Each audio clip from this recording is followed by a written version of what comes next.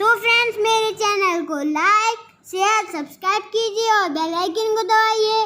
तो आज का ब्लॉग स्टार्ट करते हैं। Welcome back to my channel.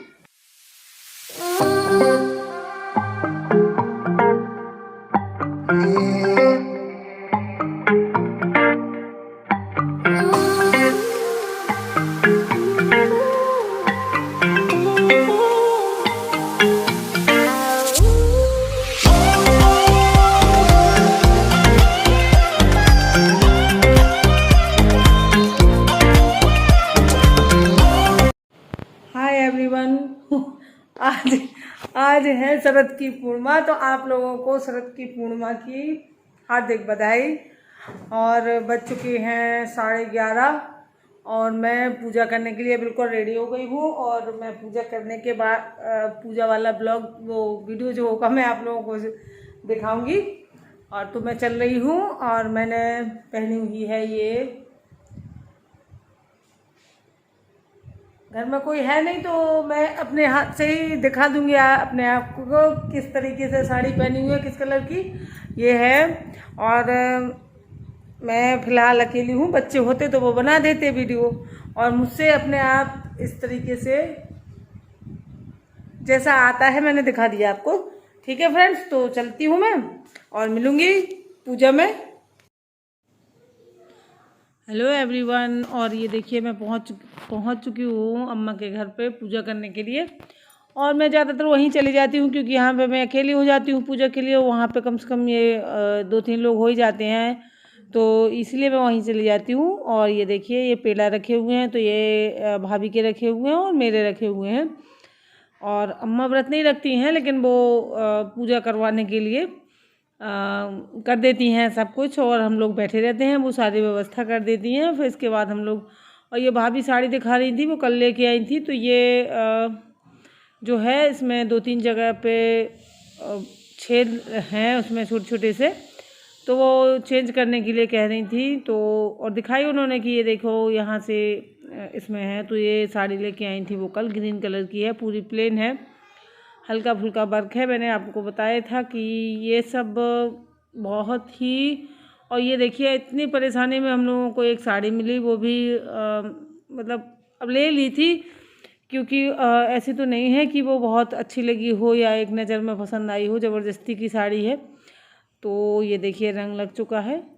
और इसके बाद हम लोग, कहानी होती है, कहानी कही जाती है, तो एक किताब कथा वाली जो एक किताब होती है वो मंगवाई, तो वो उसमें वो वाली कहानी नहीं थी।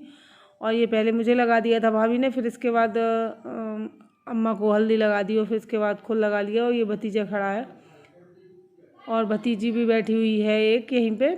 तो इस तरीके से ये देखिए अम्मा को हल्दी लगा रही हैं वो। और वो इस तरीके से हमारे यहाँ मतलब बहुएं जो अगर होती हैं तो बड़े जो उनसे बड़े होते हैं उनको हल्दी लगाती हैं, रंग लगाती हैं, ये सब होता है। और ये देखिए अब वो खुद लगा लेंगी अपने आप को, और इसके बाद अम्मा ये सब कर देंगी वो पूजा। और बस हम लोग यहीं पे बैठे हैं और हम लोग आरती कर लेंगे, हवन कर लेंगे, और बस इसके बाद मैं फिर वापस चली जाऊंगी क्योंकि अभी मैंने खाना नहीं बनाया था। और बच्चे तो सुबह बना दिया था लंच, तो वो अपना लेके गए हैं, लेकिन वो बैठे हैं तो वो यहीं पे थे क्योंकि वो उन्होंने कहा कि पहले पूजा कर लो, फिर इसके बाद मैं साथ में ही ले चलेंगे, नहीं तो फिर लेने के लिए आना पड़ेगा ऐसा। और मुझे जाके अभी खाना बनाना है, तो अभी खाना नहीं बना था। और तो बस अब हम लोग ये जो होता है ना पेड़ा, तो एक पति का होता है, एक सखी का होता है, एक घर परिवार का होता है, और बालक को दिया जाता है, कन्या को दिया जाता है, तुलसी माता पर चढ़ाया जाता है, मंदिर में चढ़ाया जाता है, राधा कृष्ण के या राम जानकी के मंदिर में, जहाँ भी मतलब जिसको चढ़ाना हो। इस तरीके से गर्भवती स्त्री को भी दिया जाता है। तो ये पेड़े होते हैं, इस तरीके से बांटे जाते हैं। और नई हमेशा ऐसा होता है कि सखी बनाई जाती है तो उसको दिया जाता है, लेकिन हमेशा से नहीं मिलती हैं ऐसी। तो जो पुरानी होती हैं सखियाँ ही होती हैं, ये मैंने ही इनको भाभी को दिया था पेड़ा। तो ये सखी बनी हुई है, तो इन्हीं से बदल लिया जाता है, अदला बदली कर ली जाती है, और नई सखी नहीं मिलती है तो तो इस तरीके से पूजा कर ली थी हम लोगों ने। अब हम करेंगे आरती।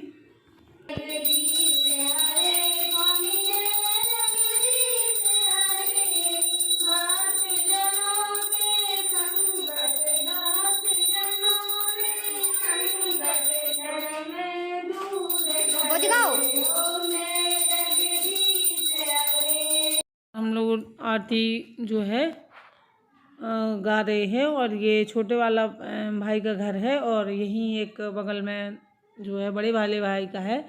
तो और अम्मा पापा दूसरे वाले घर में रहते हैं। तो ये एक बिल्कुल वहाँ पे रोड पे एक बिल्कुल है और ये रोड से थोड़ा सा अंदर है ये दो घर।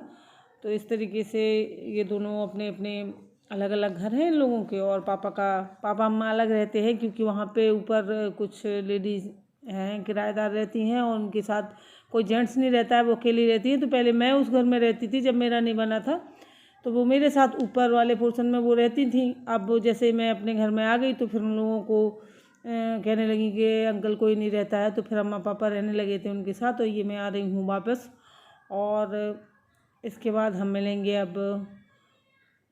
तो मैं बता रही थी तो अम्मा पापा रहने लगे थे वहाँ उन लोगों के पास क्योंकि वो बिल्कुल अकेली रहती हैं। और ये देखिए अब मैं वापस आ रही हूँ और अब मैं इसके बाद मिलूँगी आपको कैमरे के सामने, तो करेंगे हम कुछ बातें।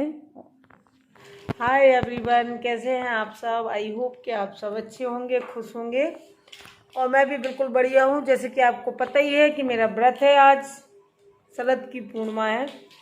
तो पूजा मैं कर चुकी हूँ, आप लोगों ने देख ही लिया होगा। और फ्रेंड्स देखिए 5 बज चुके हैं और अब मुझे क्या करना है कि हम अपने यहाँ इसकी शरद की पूर्णिमा को खीर बनाई जाती है और खीर को छत पे रखा जाता है। क्यों कहते हैं कि मतलब आज जो चंद्रमा होगा हमारा 16 कलाओं से युक्त होता है आज चंद्रमा, और उससे अमृत बरसता है। तो हम लोग खीर बना के छत पर रख देते हैं जिससे उस खीर में अमृत जो है गिर जाए और वो प्रसाद के रूप में फिर हम सब लोग पहले उसको लक्ष्मी जी का प्रसाद लगाते हैं और फिर उसके बाद हम सब लोग खाते हैं। घर में फैमिली मेम्बर्स जितने लोग होते हैं वो प्रसाद के रूप में ही खाई जाती है। और इसका एक और वो होता है कि सर्दियों की शुरुआत हो चुकी है और गर्मियों में और बरसात में बीमारियां जो होती हैं ज़्यादा होती हैं और सर्दियों में कम होती हैं, क्योंकि सर्दियों में एक तो कई कारण होते हैं। सर्दियों में हम लोगों का जो इम्यूनिटी पावर होता है वो अच्छा होता है सर्दियों में और मौसम की अपेक्षा। जैसे कि बरसात में तो सबसे ज़्यादा लो होता है। मौसम ऐसा होता है क्योंकि कभी बरसात में इन्फेक्शन वगैरह ज़्यादा होते हैं तो बरसात में उतना अच्छा नहीं होता है, लेकिन सर्दियों के मौसम में हम लोग ज़्यादा स्वस्थ रहते हैं। खान पान भी अच्छा होता है सर्दियों में। गर्मियों में ज़्यादातर हम लोगों को सब्जियां जो होती हैं गर्मियों में, बरसात में जो कोल्ड स्टोरेज वाली वेजिटेबल ही मिलती है, ताज़ा जो फ्रेश होती है वो नहीं मिलती है। और सर्दियों में हमें सब फ्रेश मिलता है, ताज़ा मिलता है, तो उसका भी अंतर हो जाता है। तो काफ़ी चीज़ें ऐसी होती हैं जिससे सर्दियों में हम लोग स्वास्थ्य के लिए जो है सर्दियों का मौसम ज़्यादा अच्छा होता है। ये भी आप लोग कह सकते हैं हम लोग की इसका उसको रखने का एक कारण ये भी हो सकता है क्योंकि हल्की सी ठंडक होने लगी है। और जो भी हो, मैं बहुत ज़्यादा ज्ञानी नहीं हूँ बहुत ज़्यादा ज्ञान नहीं रखती हूँ।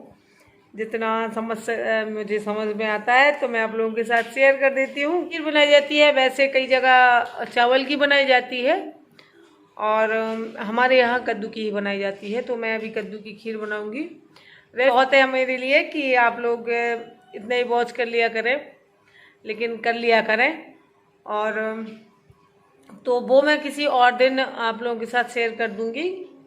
कद्दू की खीर की रेसिपी है वो तो कभी भी कर सकते हैं, हम कभी भी बना भी सकते हैं, लेकिन आज हमारे यहाँ मानता है कि हमारे यहाँ तो यही बनती है और वैसे कई जगह पे चावल की बनती है। आज हो गई शरद की पूर्णिमा तो आज ये हो गया। अब इसके बाद मैं करूँगी कल से अपने घर की सफाई चालू, क्योंकि अभी करवा चौथ है तो एक दो जगह की सफाई तो मैं कर ही दूँगी।